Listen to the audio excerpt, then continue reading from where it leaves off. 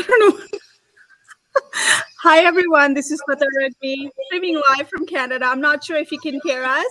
Can you please type in, hi, Andy, can you hear us? Thank you for being on the show. Can you type in 1 for us so you know that you can hear us so we can go dive in? And ladies, could you mute your mic, all of you? I think I'm having echo. Type in 1 for us so we can just go ahead and dive in. Today's topic is going to be all about let's bust those myths. There are a lot of misinformation out here when it comes to job search. And you know what? There are good advices, there are bad advices. So I thought I'll bring some queens of LinkedIn who just go out there and, educate the job seeker. Sometimes it's pretty tight. They're very direct, and I've been watching them. I couldn't do what they do, and I decided let's put them on a hot seat. So let's introduce Kamara first. Who are you? Tell us tell our viewer, who are you? Who am I? Yes, tell us about yourself. I'm Kamara Toffolo, and I am a resume writer and job search strategist. And I help my clients dare to do work differently and land great fitting gigs. I'm also office obsessed. So you will notice that I try and work in office memes into basically all of my content. And just really excited to be here with my friends. Like, this feels like a fun time. Like, we should be out for drinks somewhere, but yeah, I'm excited to dish some job search truths for sure. And yeah, super excited to be here. So thanks for hosting us, Sweta. Thank you. It's a Valentine's Day. We're going to go and show tough love to everyone out there today. Tazel, tell us about yourself for the viewers who are watching you for the first time. I bet they're not, but tell us anyway. So hello everyone, I'm Tazel. I've been a recruiter since 2013. And I've worked this year, I think is probably the first year that I'm working for a large organization. Most of my background is in small to mid-sized businesses and how small to mid-sized businesses recruit. And these are all that we have, the women out here. Just wanted to let you know, these are top voices on LinkedIn, okay? Amy, tell us about yourself, the naughtiest one in the group. I mean, nobody's more surprised than I am about this top voice stuff, okay? Let me tell you, nobody's more surprised than me. So I'm Amy Miller. You probably know me from all of the ruckus I cause on LinkedIn and YouTube. I am a recruiter with a big tech company in Seattle. I worked for a few of those in the last 20 years. And I also have a weekly YouTube AMA Friday where I just talk about all things job search related. I'm a working recruiter. I do this 40, 50, 60 hours a week and just trying to share a little insight based on my actually doing the job. Yeah, stir a pot right there, okay? We're going to go dive into it. You know what? ATS. We all love it, right? I mean, as a hiring manager, I pull the resume from ATS. I have an understanding. I don't have that much of understanding, like how do you source, how do you use the Boolean search and stuff like that. I've been hearing a lot of advices from those who have never used the ATS. Now tell us, for those job seekers right now who are really, really worried about ATS, What do you have to say? Anyone want to dive in? Amy, Tejal, what do you want to say about ATS? Does it even reject a resume? I think I'll go first because I'm sure Amy's done beating a dead horse. So I'll start. I'll get us started. So an applicant tracking system is a database. That's all it is. It's so we can collect resumes, we can move you through the process, we can put it, we can ensure that all of the candidates are going through the process. Can an applicant tracking system reject a resume? Yes, but on knockout questions. It cannot reject your resume based on keywords, keyword matches. It cannot reject your resume based on any employment gaps. Like an applicant tracking system bot or AI is not a thing. If you answer a knockout question in a certain way, sure, it can reject you, but that's a pre-filled if this, then that kind of scenario, which does not exist for keywords, which does not exist for gaps or anything like that. At least I haven't come across one. Amy, what are your thoughts on it? I mean, we have a bounty out on this. Like Tejal and I have both like put some money in a pot and been like, hey, if y'all can show us this magic happening behind the scenes, we will literally pay you. It's like a bug bounty, but it's a bot bounty, right? So show us that this is happening without human intervention. I know I've got $100 in that pot. I think Tejal does, and I think a few other folks do as well. But here's the thing: there's two things I want folks to understand about the ATS. So if anyone kind of looking in from the outside, as a job seeker, you are seeing that much of the ATS, like literally probably 2 or 3% of what an ATS actually does and what is expected of it. It holds all the information.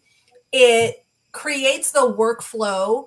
You enter in interview feedback, you schedule interviews, you tag people to positions, you create offer letters. So every time someone says, well, I'm going to get around the ATS, I'm sorry, how am I going to send you an offer?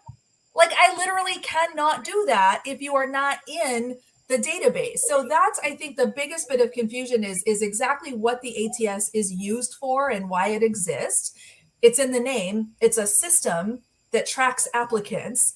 And then the second part, so exactly what Tejal was explaining, none of these workflows happen without typically a recruiter, but without a person behind the scenes setting up a decision tree or setting up, different features, yes, no questions, knockout questions, those kinds of things. So if the question is, can I get an automatic rejection email 3 minutes after I applied to a role? Yeah, that can absolutely happen.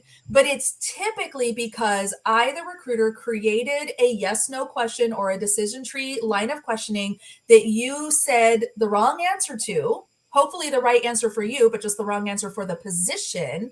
And that created a decision of, okay, this person's not qualified for this requisition. You get a rejection, but you're still in the ATS for us to potentially find for different roles.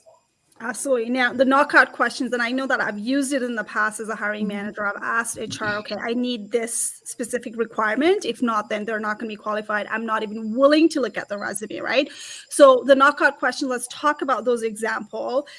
If, do you have 6 years of experience, right? That's a required experience. And someone says no, then that's when the ATS would automatically just, reject it. The other one would be obviously, are you entitled to work in US or Canada? And they say no, then you know what, you're not going to sponsor visa if you're not one of those companies. And that might be the reason, usually locations. And there are a bunch of knockout questions that you can put it. That's when it's customized as per recruiter and as per company. Is that correct?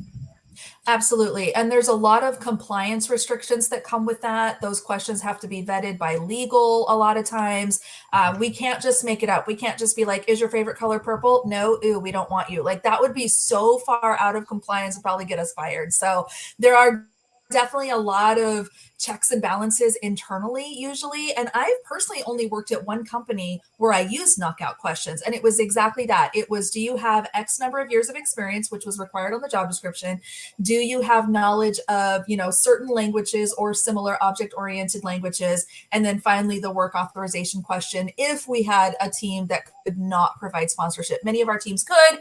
For the ones that couldn't, usually government contracts, things like that, we would have those. And so that, again, 22 years, lots and lots of companies. One company I've worked with did that. Okay, awesome. Yeah, So I'm going to and- move on to, so Tazel, you want to add Sorry. something? Yeah, and like, you know, I worked for an education company and I've worked for healthcare companies. Those were the only times I've used knockout questions, because in when I was recruiting teachers, like we needed them to have, a lot of states require them to have the teaching certification, and they have to be in the database. That's the only time I had used like a knockout questions, like, hey, do you have the certification? Or like in software engineering, like, can you work in the United States without sponsorship? So those were the only types when we use knockout questions, because otherwise, like, everything else is debatable. It's like, we can look at your resume and find out more than like. Absolutely. Yeah. And then like the other thing that people think that, you know what, once you apply, you don't have access to the PDF format. And I know I've worked through the ATS, like the Workday and stuff like that. You can actually go and see those resumes sitting on it, depending on how you submitted it, or you can even download it.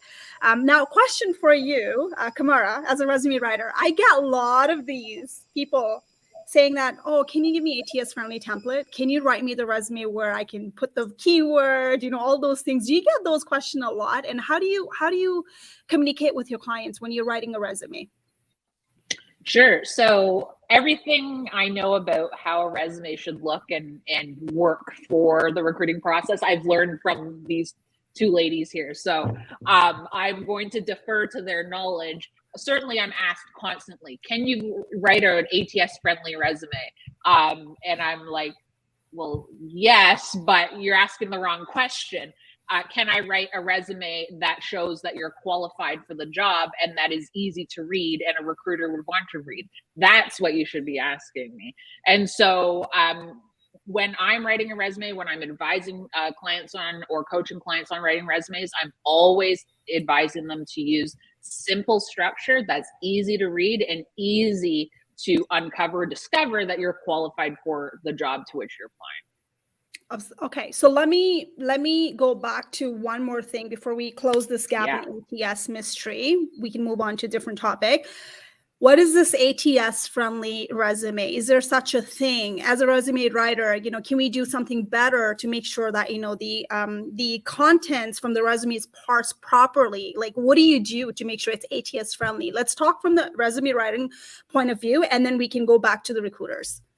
Sure. So when I'm creating a resume structure, so let's say I'm creating the scaffolding for a resume, that's what I'm giving consideration to mostly when it comes to the ATS. And I am working hard to keep everything kind of as logical and as representative of how a human would be reading this. So I'm not using multiple panels on a resume. I'm using the full width of the page, obviously up to the margins. I'm using, we know that font isn't a big deal, but I'm using a basic font. I'm using good amounts of white space, although that really is giving more consideration to the human reader. I am using keywords to a certain extent, but being mindful that that's for future roles when someone's already in the ATS. And just, yeah, keeping it simple. Like, I think we're really like overcomplicating how resumes should look. And it always comes back to the human reader. Like, how can we provide an easy reading experience? That's all we really need to be mindful of, or at a fundamental level when it comes to resumes, in my opinion. Perfect. So who would want to take it? Tazel, Amy, from here. What is it that you found out after working with ATS system? What's not easier to parse? Meaning, can you tell viewer, what does it even mean parsing from, you know, the text to OCR, like, you know, technology, whatever it is? Let's talk about it, why people are talking about ATS here. Who wants to take that on? Yeah. I think the key is, you know, something that is easy to read, like what Kamara is saying. I totally agree with everything she shared, but also like ditch the columns, get rid of the special characters, get rid of logos, get rid of like weird colors. Like sometimes, you know, and this is y'all have to ask yourself this question, okay? Is recruiting a cost center or a revenue generator? Now we can debate that another time, but if I'm a developer or I'm, saying, hey, I'm going to spend time improving a database for someone, who's getting that love? It's not recruiting, y'all. All right, your salespeople are probably going to get a better CRM. HR might get a better payroll system. When it comes to ATSs, I promise you, we're last on the list to get new and improved stuff, okay? I've worked with some really archaic systems in my time. And so the systems are often just not advanced enough to read through all these special characters and colors and columns and all this silly stuff. So in my opinion, ditch all of that. That's where I've seen things kind of get tripped up and formatting kind of gets wonky. Worst case scenario, you have to input everything again. And we get a lot of complaints about that, right? I just uploaded my resume. You're asking me to enter everything in again. I mean, maybe upload a simpler resume that doesn't have all the pictures. You're not a NASCAR driver. We don't need logos all over everything. So just, make it simple. Hazel, what do you have to add on that? Yeah, I think I absolutely agree with Amy on that one. The only time I recommend having design or like color or something like that is like creative professionals. So like I've recruited creative professionals and like their resume, like the hiring managers there are like, we need to see how creative these people are. Are they using creative templates? Are they just sending us like resumes that every other candidate is going to send you? And I'm like, okay, like that's the only time I recommend having like columns or like any color or anything like that. And the only reason I even like said that is because our applicant tracking system didn't ask a lot of questions. You uploaded your resume, you inputted your like basic information, and that was it.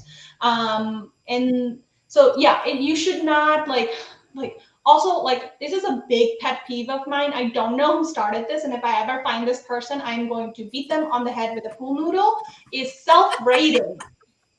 Why are you self-rating yourself? Like, please stop self-rating yourself, because like hiring managers don't like it. It seems a little arrogant when you rate yourself 9 out of 10 in Python, when the person who created Python might not even rate themselves 9 out of 10. So avoid rating is like one of the biggest thing I will say, besides like, yeah, sometimes it's okay. Most times, get a simple resume. You don't need colors. You don't need blocks. You just need to communicate to the recruiter how and why you are a fit for the job you're applying.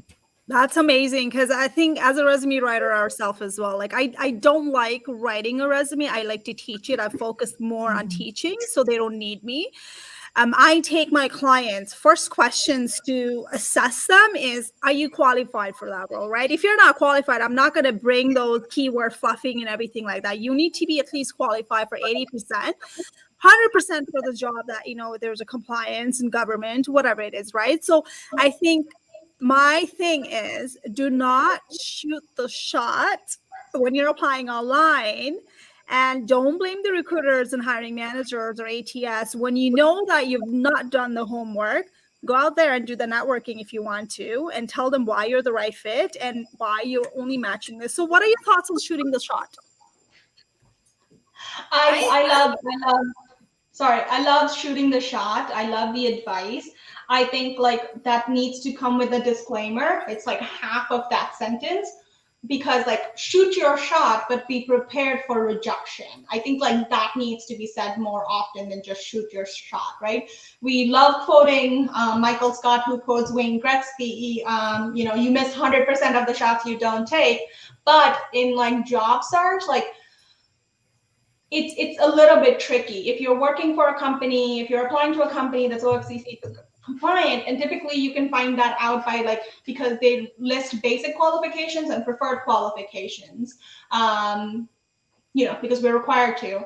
On the other hand, like, can you get a job by being 50% qualified?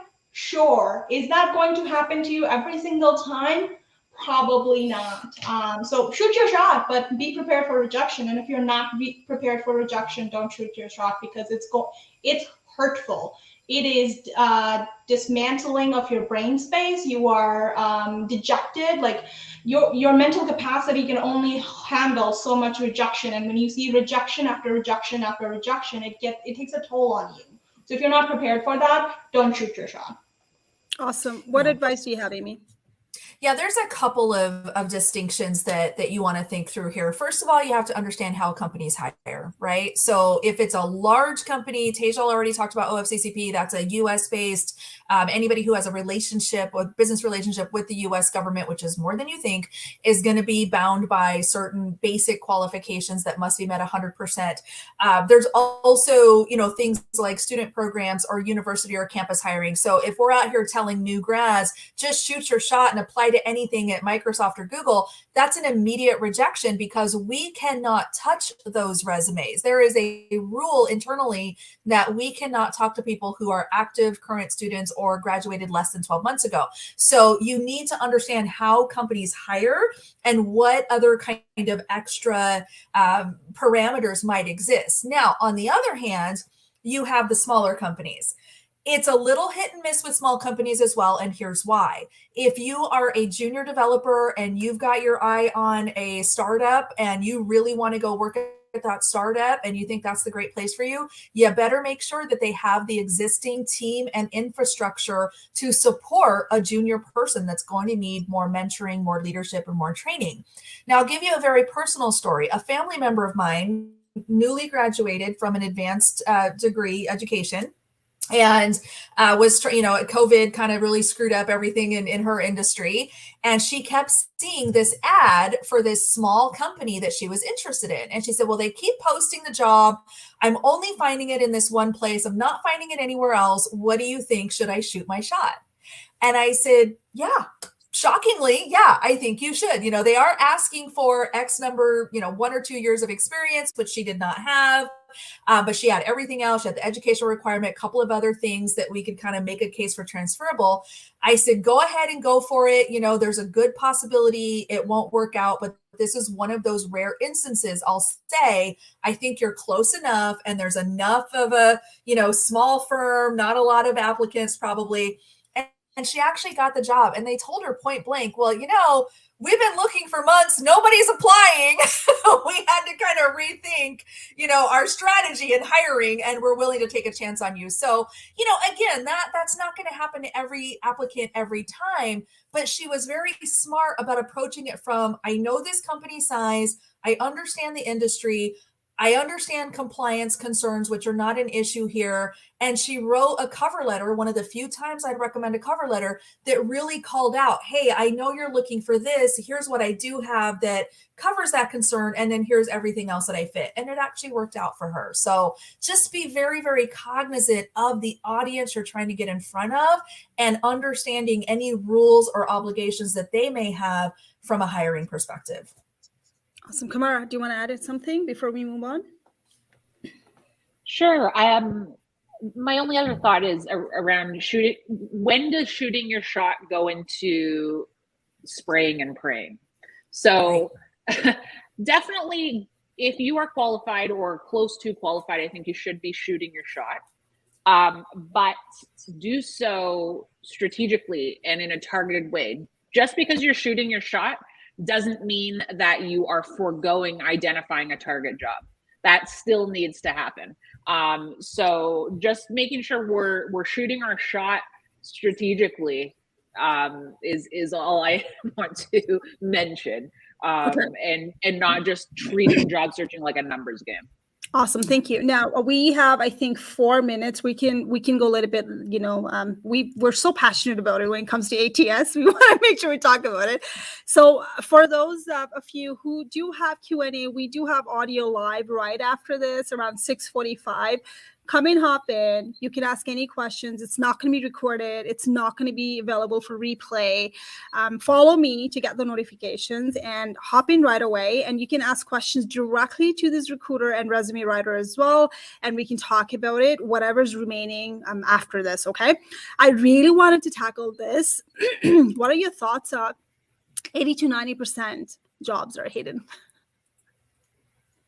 Amy, just like, come on. Okay, I have a math problem. I have a math problem for this one. This is my favorite thing because I love logic and I love calling people's logic out.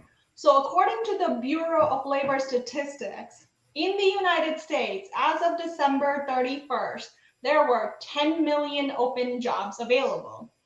So now if we were to believe that 80 to 90% of these jobs are never posted, that means that there are currently about 40 to 45 million jobs that are not posted. So in total, we have about 50 to 55 million jobs out there. And that math does not make any sense because 50 million is what, like 1/6 of our population, of a total United States population. So like that logic just does not make sense. So that's all I'm gonna say about that one. Amy, what do you have to add? I was just trying to do the math and my calculator failed me because I'm really not good at calculating much beyond offers and my end commission. But so I personally have about 40. I know Tejal's way busier than me. We've already had this conversation earlier today, but I only have like 40 open roles right now that I'm currently responsible for. And if that only represents 10% of the roles I'm allegedly filling or that my particular business group is trying to fill, boy, are we in trouble. Because I know that 100% of the roles I'm working on are published somewhere. I think that we are confusing the value of networking or the idea that, you know, roles may not go beyond a company's career page with this concept of being hidden. If you're telling me something is hidden, that means it is not visible or readily available. I can tell you that roughly 95% of every role I've ever worked on in 22 years has been published somewhere. I've done a handful of executive searches. I've done a handful of, you know, confidential, very tightly controlled, like backfill positions for CFOs, things of that nature. They are very, very rare. And so the average job for the average job seeker, of which I consider myself, I'm an average mid-career kind of person, that role's posted somewhere. So I have a real problem with this whole concept, and call it something that's not hidden because y'all are lying. And also, like, companies like job boards like Indeed and LinkedIn do scrape from companies' profiles. So if you have a company page on LinkedIn, or even if you don't have a company page on LinkedIn, your jobs from your website, your own career pages, are scraped and posted on these various job boards for free. Because like at the end of the day, like, we would suck at our jobs if we didn't post these positions. Because as good as we are at our jobs, like, we can't see every single applicant or every single person that's available that is qualified for this job. And the best way for us to ensure that we are hiring the most qualified person is by posting those jobs. So if somebody is interested that is not in our purview, can apply to that job. Kamara, do you want to add something on that? Well, we've talked about this before, Sweta.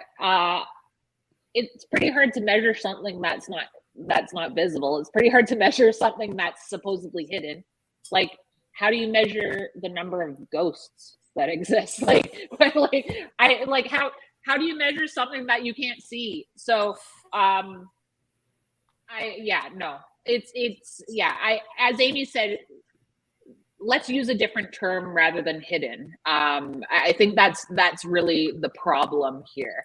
Have people been hired without a job being posted? Yes, but that's very rare.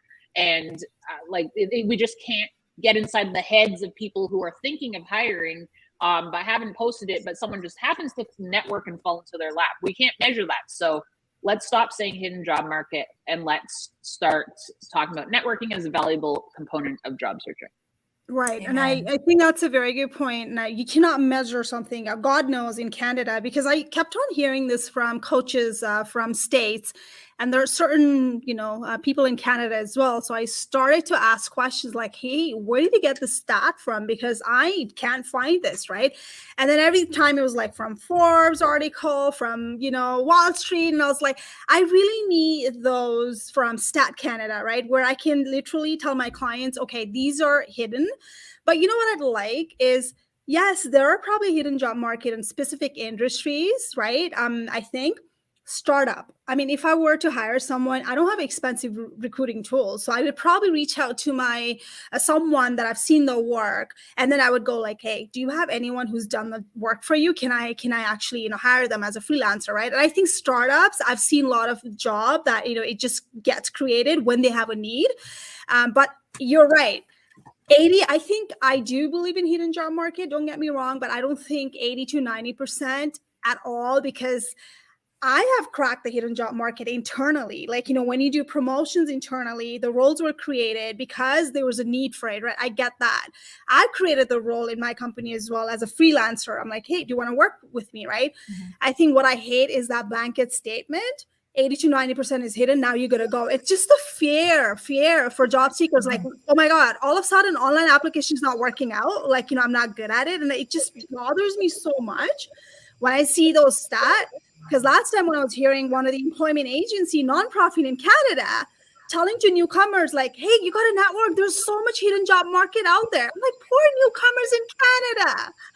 They just landed, right? Such information that these people are using it and then they have no clue, right? And I'm so glad that we're on the same page as a recruiter, because you recruit it, we have requisitions, we have a compliance. As a hiring manager, I can't just go out there and say, hey, I want to hire somebody. I have to put the requisitions. I have to create the need. There needs to be headcount and budget. And there are like a lot of things going behind. Yes, I'd like to say preferred list.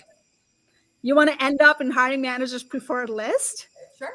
That's it. I like to use that term. What do you guys think about? What do you girls think about it? Like preferred list versus like, hidden job? Yeah, I think go ahead, Hazel. No, I was just going to say, I do like the idea of a preferred list, or like getting on there, like in front of them. That's why like Amy and I are big proponents of like, hey, if you want to reach out to our hiring managers, reach out to our hiring managers, because they know what they're looking for more than we do, right? So if you, that's totally fine. But like the hidden, like 80% of hidden job market is so baffling to me, because the only time I've seen a job not posted is like A, internal promotion, or like B, we found the internal candidate. So I don't know how to say your name, so I'm not going to butcher it. But your question about how many roles, positions are already filled in and the search is made because the company has some procedures. So it depends on the type of company, right? I can't make a blanket statement about every company. If for smaller organizations that are not needing to be compliant with government laws and all of that stuff, you're not going to see those posted externally just to post it externally. If there's an internal candidate and it's a promotion, they're going to get promoted. Promotions are typically like, okay, like you're going from X to Y, we're going to open this internally and you are going to be promoted. We're going to open, like, that's what's happening in a lot of small to mid-sized businesses that have no government compliance.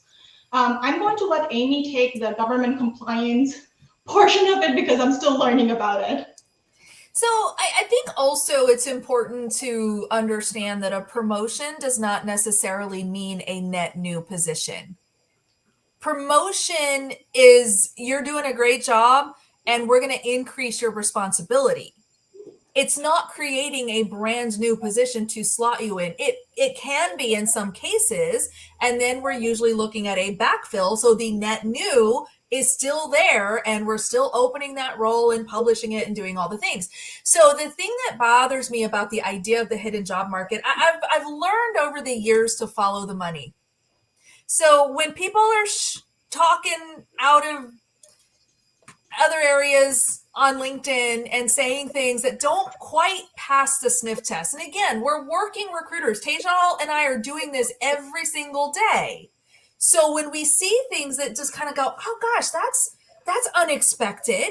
Let me understand what's happening here. Let me unpack this, because we recognize there's a million ATSs out there. There's hundreds of thousands of companies doing all kinds of crazy things. let me research this a little bit. Oh, wait a minute. You're actually positioning this as something that you have the solution for if I pay you enough money. Well, how about that? And that's my frustration. I think that career coaches and resume writers, the good ones, are worth every single penny.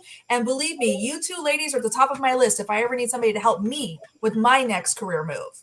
Yeah. But it's because you're coming from a place of authenticity and understanding how recruiting actually works and understanding what does it take to move people from point A to point B. And it does include resumes. It does include networking. It does include, creative outreach, those kinds of things. There's nothing wrong with that.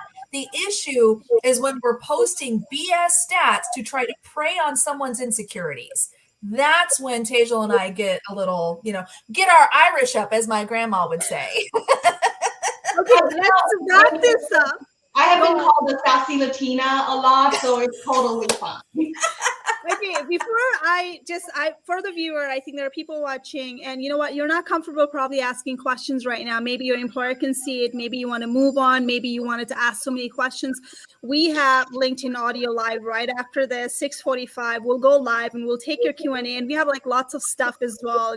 How long does it take, let's say, to scan the resume with the human eyes as a recruiter, as a hiring man? We're going to talk all about it. A lot of juicy stuff, we're going to talk about it. So join us, hit that notifications, follow me, and then you get the live notifications and hop in, and you can literally talk to these ladies one-to-one that you cannot do right now. So I would love for you to come in and chime in.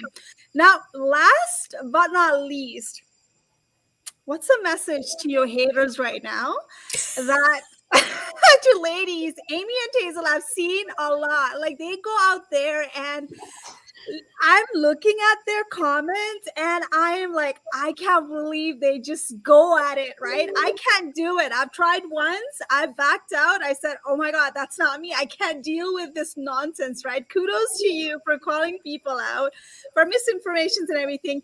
Why do you do it? Why don't you stick to your own kitchen and let people just do it? Isn't a job seeker's responsibility to be holding those people accountable and doing their homework? Why do you do what you do? Just to get a bad name and get a LinkedIn top voice?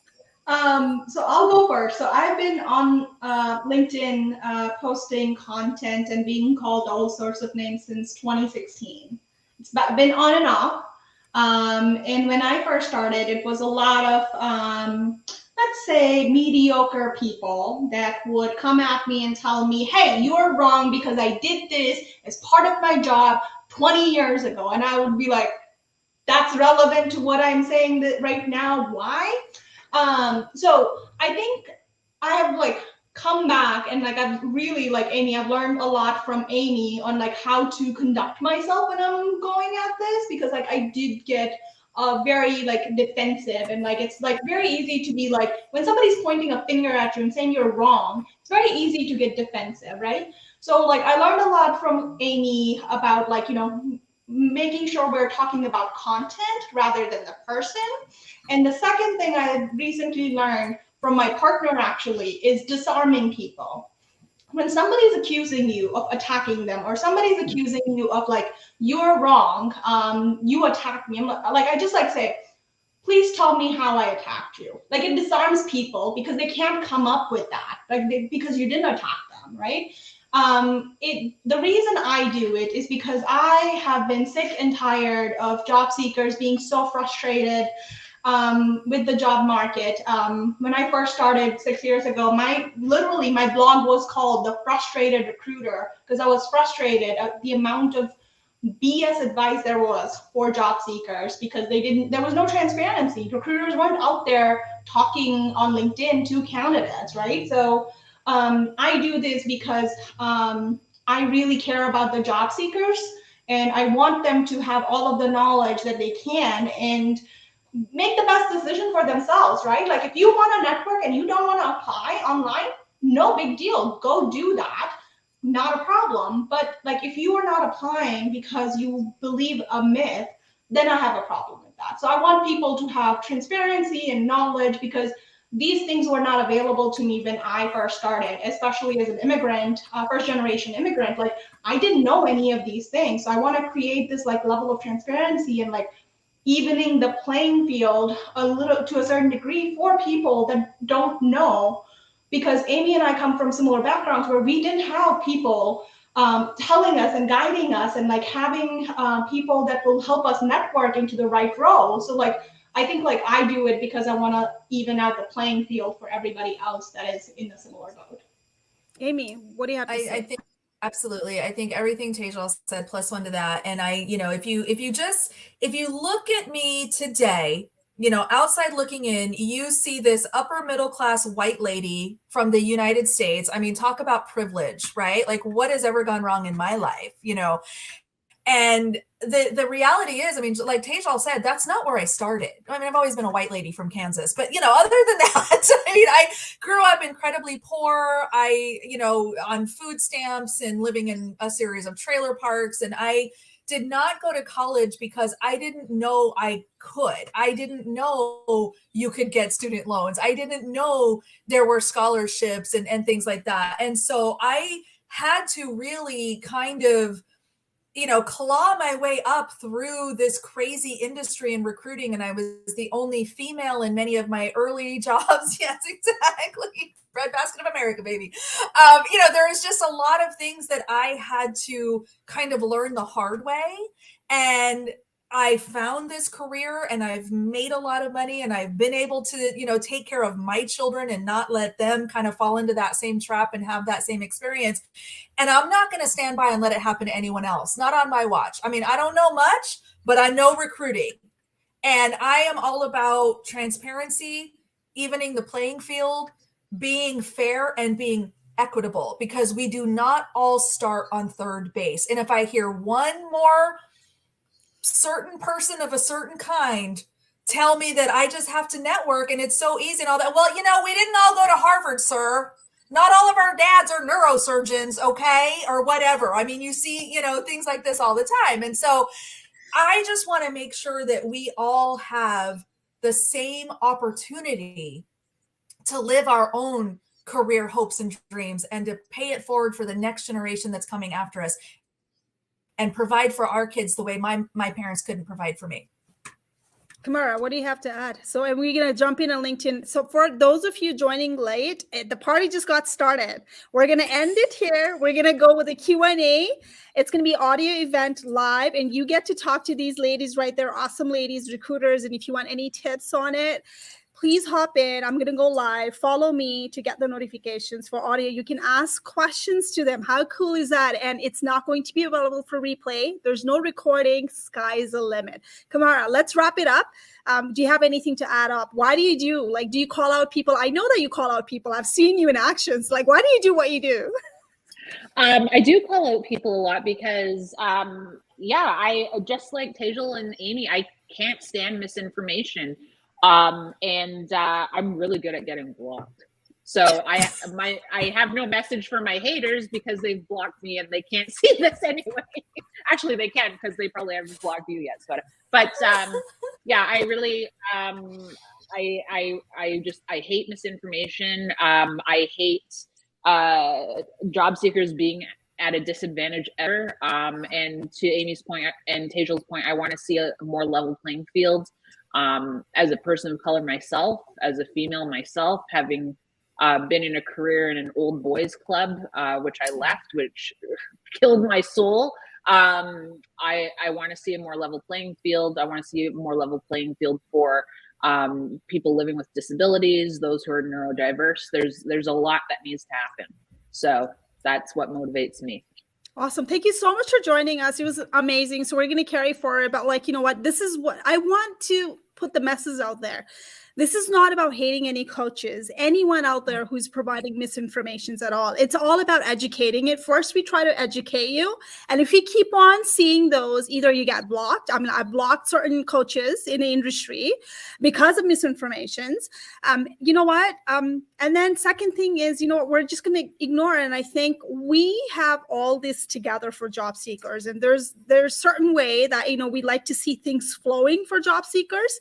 And I think we do it out of good good heart, and sometimes we might come across as very direct, and and we get blocked, and you know what, it is what it is, right? I think at the end of the day, we put out a lot of content. We all put out a lot of content every day, free contents, and every day, right? And when we see the people who are misinforming, it just bothers us. Like, it hurts us. It's thinking like, why are you putting those influencer type of posts? And we're gonna talk about it on Audio Live. I hate those influencer posts, Ren. We're gonna talk about it. And for those of you, if you want to follow, please follow Tazel and Amy and Kamara. They put out great content. They have YouTube channel as well. The link is in there, and you can pop in later on as well to their YouTube channel. They're like amazing content. Thank you so much for joining us, everybody. And I'll see you all in Audio Live in like 2 minutes. Bye.